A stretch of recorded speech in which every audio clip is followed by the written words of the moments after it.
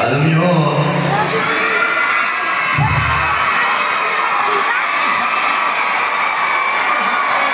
Assalamualaikum. Ako ho ay umaapaw ang kaligayahan sa puso ko. Ito na.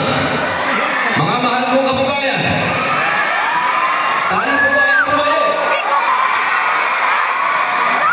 Atin pong salubungin ang pinakamagaling na Pangulo ng Pilipinas, Rodrigo Roa Duterte!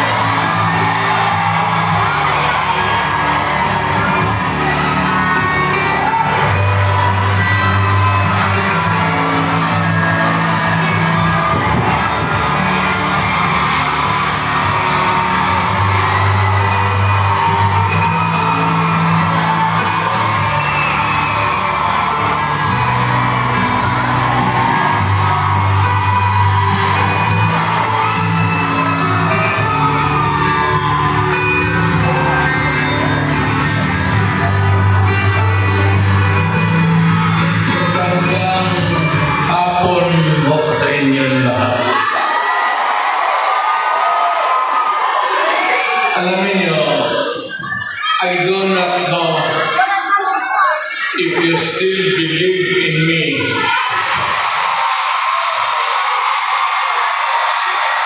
Pero nakatingin ako sa inyo.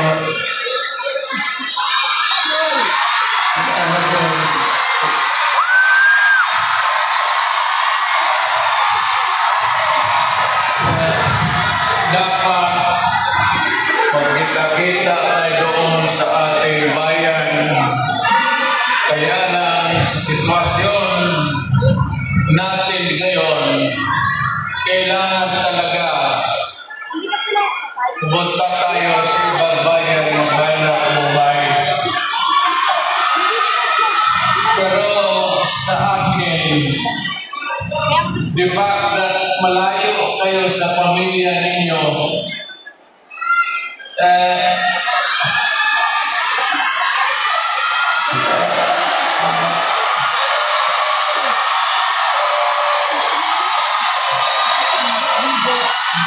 dama ko yung lungkot at alam ko yan. Kasi gano'n rin ako noon. Almost 3 years. Sa labas ako nagtatrabaho. Well, nagtitraining para pag sa koneksyon ko sa pagka-abogado. Kaya OFW, yan ang pinakamasarap. Naging magkikinig ako, OFW, mabuhay kayong lahat.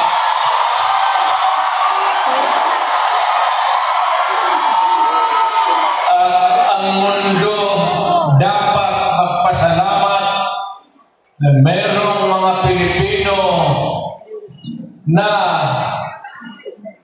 magpunta dito sa kanila, sa ibang bayan, para magtrabaho para sa kanila at para sa akin, makaipon ng pera para sa pamilya natin. Kasi, well, you know, it could take about 7 to 10 years bago mawala itong sitwasyon natin na ganito. But in the meantime that we are not really ready economically to provide opportunities na trabaho para sa lahat, then I said, pipilitan tayo dito maghanap ng trabaho para sa ating mga pamilya.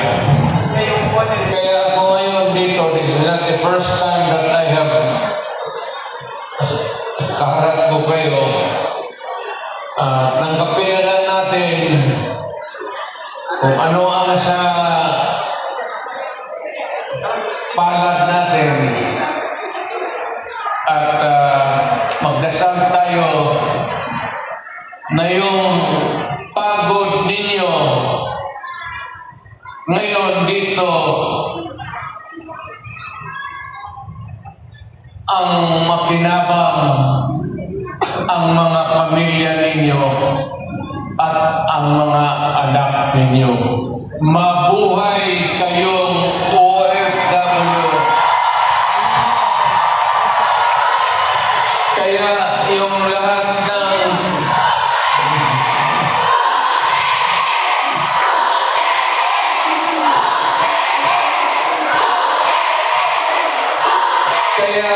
kayong lahat na mga dalaga pa,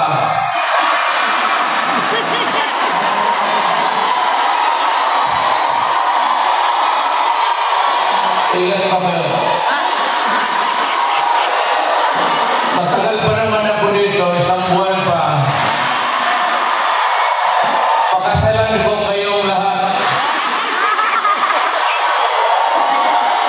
para lumigaya kayo at magkaroon ako ng maraming pera.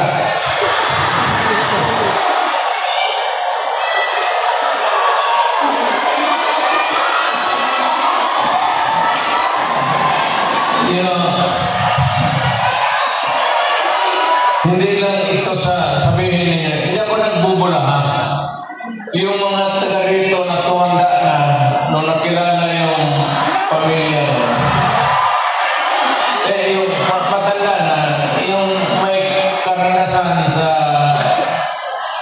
Davao, alam ninyo yan na ang sitwasyon namin pareho sa inyo. Matagal kami walang ama. Kasi abogado siya. Maano pa naman ang Pilipinas noon, ang hanap buhay nasa siyudad talaga. Ang abogado ng silbi dyan pag sa barangay. So, ganun. Na-experience namin ako, na ang tatay ko, iniwan kami sa lolo pati lola ko, at ang tatay ko nagtrabaho sa Navarra. Ganon, sa labas ng probinsya. So, damang-dama ko talaga yung buhay ninyo. Huwag na yung kalungkutan. Huwag na yung, kasi that's reality. Ginusto mo natin sa hindi, kailangan talaga maghanap buhay. So, huwag na masyado yung mga sentimental na basta dito, punta tayo dito, nagtrabaho. At nandito kami, pinsan, napasyal ako, kasama ko ang anak ko. Saan ba si...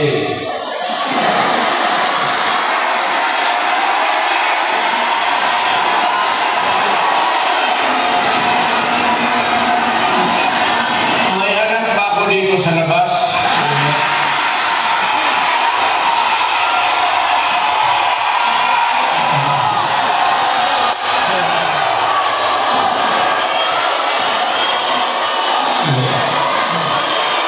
Sobra naman yung 5. Pagkalan ko 2.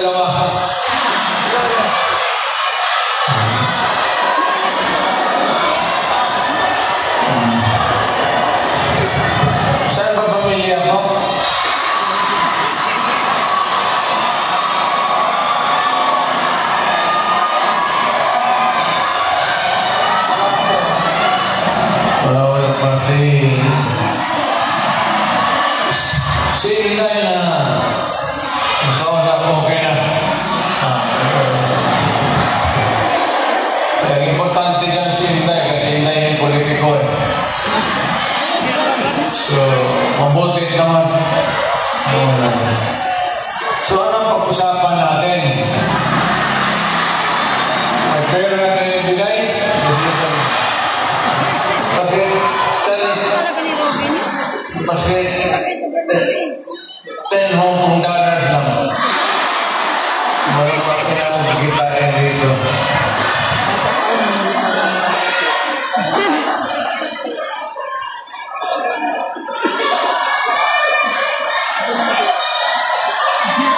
Sunod punta ko dito,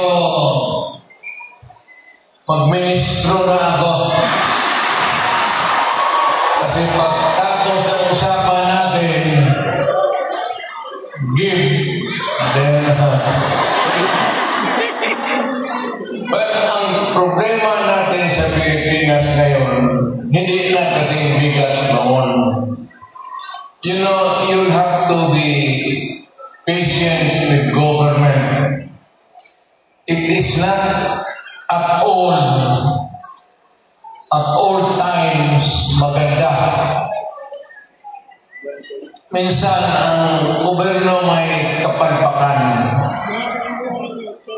Ang akin na, well, of course, kasi from the outside na ako, na makikita ako na yung ganito, yung seldom na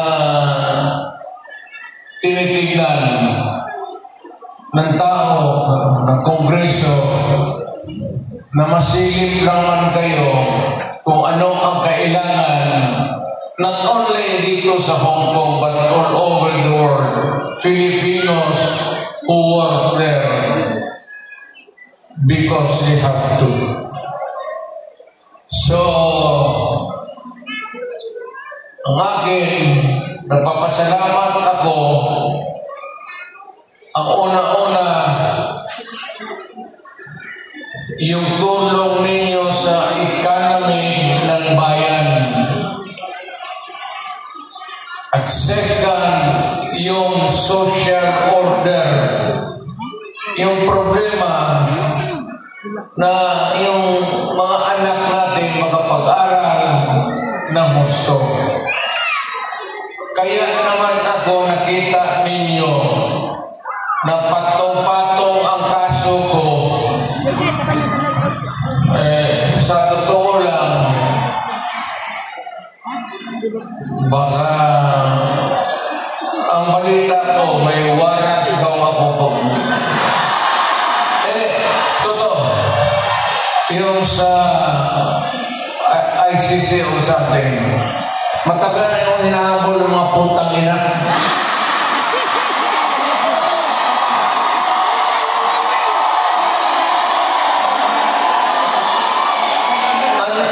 Ano man ang kasalanan mo? Na ginawa ko man ang lahat sa panahon ko para may konting katahimikan at mapayapa ang buhay ng Pilipino. Ang problema nito, ayaw ko kung ang tingin ng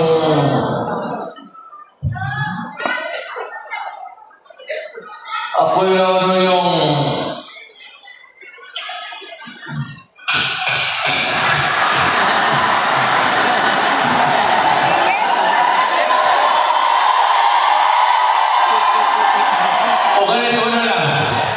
ganito na lang. O saan ako? Assuming na totoo. Totoo talaga yung narinig ninyo. Bakit ko ginawa yan? Para sa sarili ko? Para sa pamilya ko? Para sa inyo at ang inyong mga anak sa ating bayan. Kaya ako man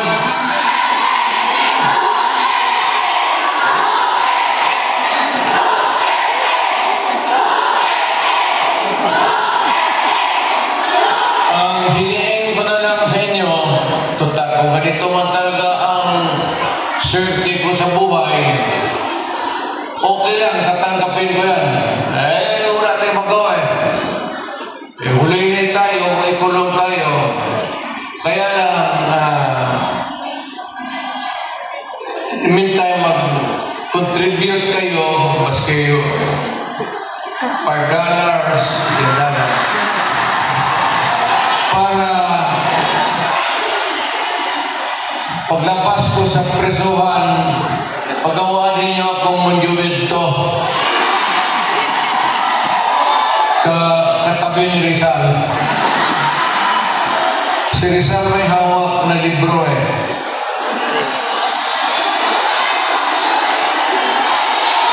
Akin lang.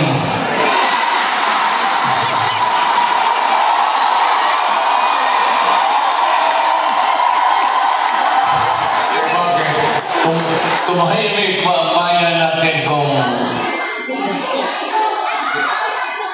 Pilipinos hold up dito, hold up. Wala nang ginawa ko tayo mga ayaw ng gulo, nagpipilitan tayo to confront evil because nandyan sa harap natin. Sino ba naman gustong pumatay? Upang inangyan.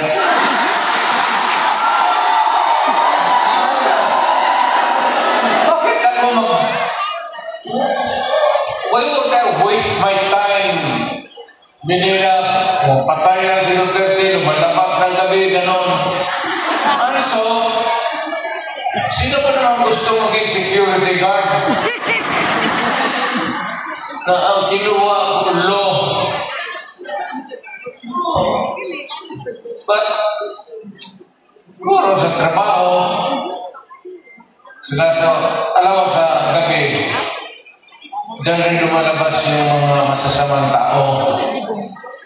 At diyan rin lumalabas yung nakakatakot na magandang babae sa buong bayan.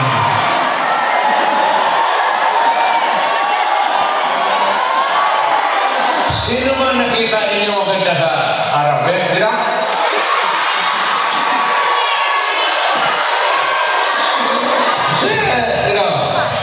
Sa Arab. Yung nagtatrabaho, patay na. Nagtasket, namamalingki.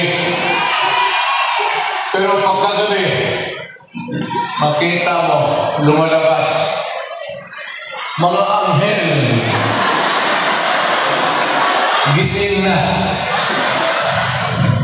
Ang mga demonyo puntangin at tulog na.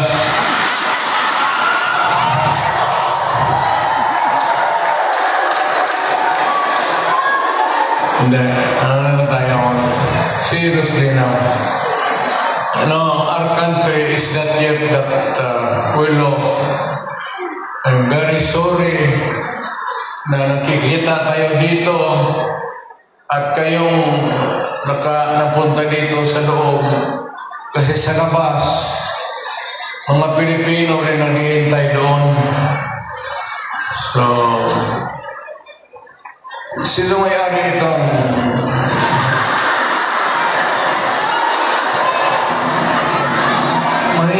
mahinang klase? Siguro contribute na tayo. Gawa natin third floor.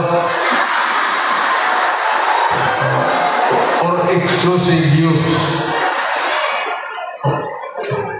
Para every Saturday kita-kita tayo.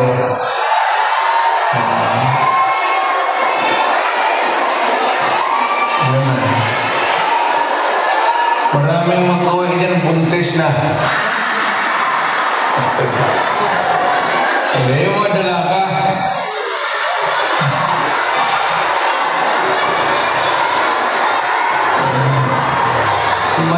Mahirap kaya wala ano.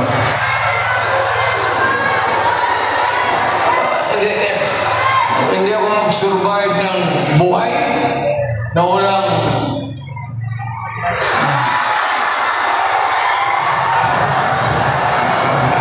dito ba? Nandiyan ba asawa ko?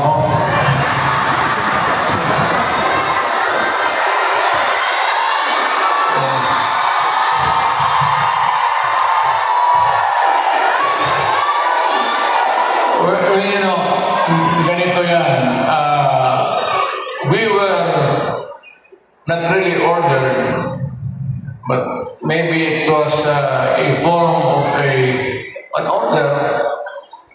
But ang dumating sa atin ay a request from the Hong Kong authorities that we avoid talking about politics. Ako wala naman akong no plans about to talk about politics. It's too early. I will talk about it sa Pilipinas. Doon na lang kayo makinig. I'm not trying to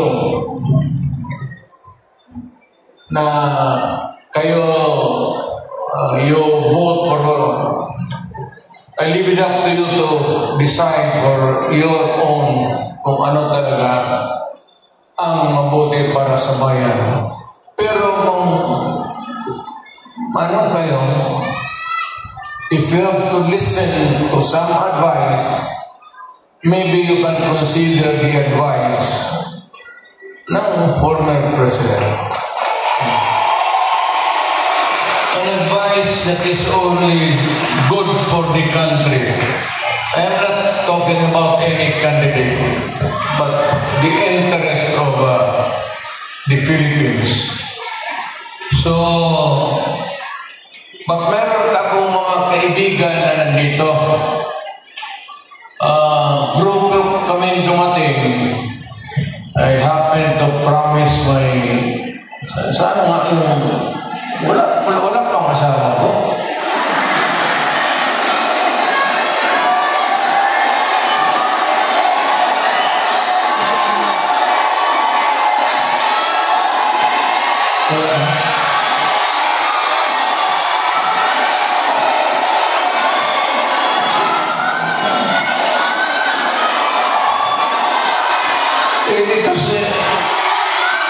Ito si Annette kasi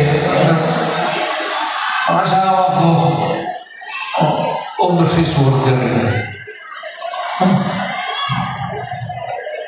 Yung asawa ko ngayon, yung una kong asawa na yun, nanay ni Inda yun,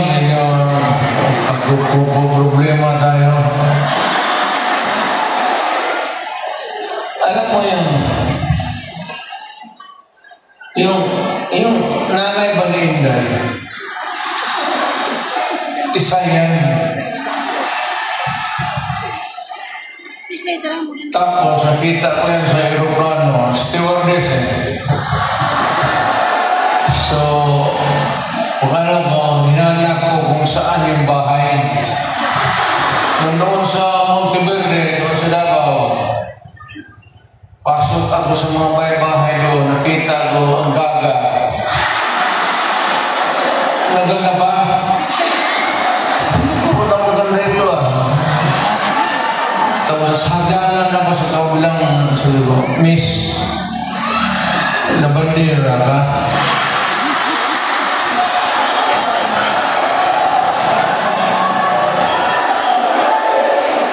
Ewan ko kung sino taga-Davao dito.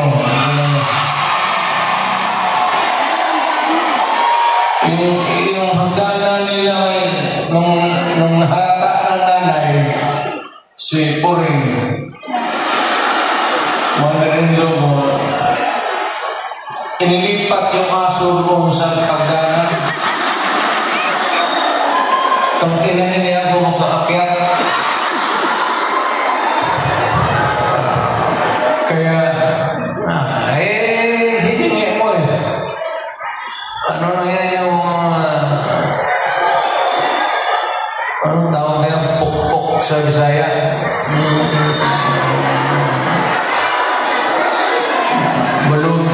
Balutin mo ng karne, tapong mo doon.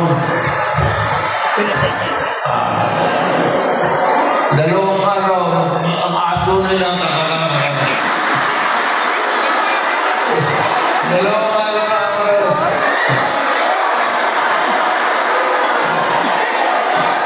Tangina mo. Nung namatay, kasi ang nanay ni Elizabeth may pwesto sa bangkiruan. Ang damit. Kaya, yun. Ito naman si Elizabeth. Mahaba ng istorya. Pero basta tinanan ko, dinala ko sa Digos. Kasi nung na-high school ako, nag-abot ako ng Digos. 7 years ako sa high school May graduate school na doon. Umabot talaga ako ng Digos, putang ina. Doon ako nag-graduate. Sa bagay, sa totoo lang ha, hindi ako nag-gayabang. Nothing to be proud of. Nothing to... Alam ba ninyo, ang presidente ninyo, 7 years high school. Oh! Talaga ba? Tignan mo, sinong mausay sa lahat? Kasi nag-aral ako ng matagal sa high school talaga. Tinapos ko ng 7 years para ma-master ko yung buhay.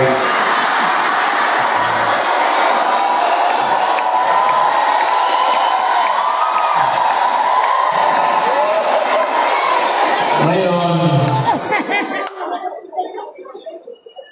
noon punta ako dito, punta ko ng pamilya, kung kami kilala.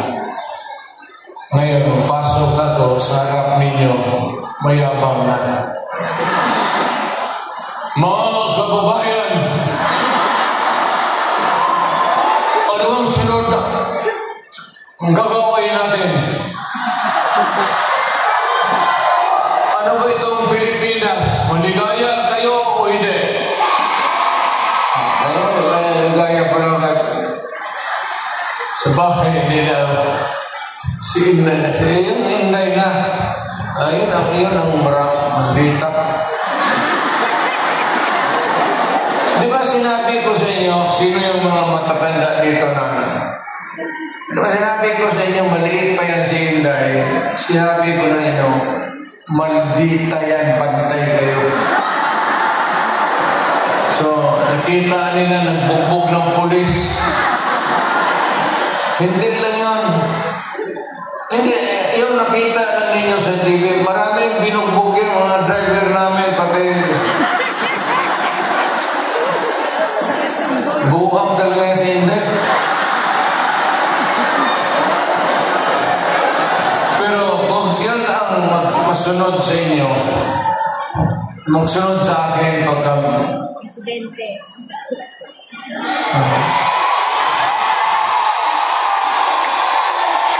maswerte kayo kung yan ang magsunod sa akin. Kasi malapit na tayo talaga sa gira. Mamili kayo ng kalaban. Dahil marami sa Inday. Bright, smart, pero mainit ang ulo.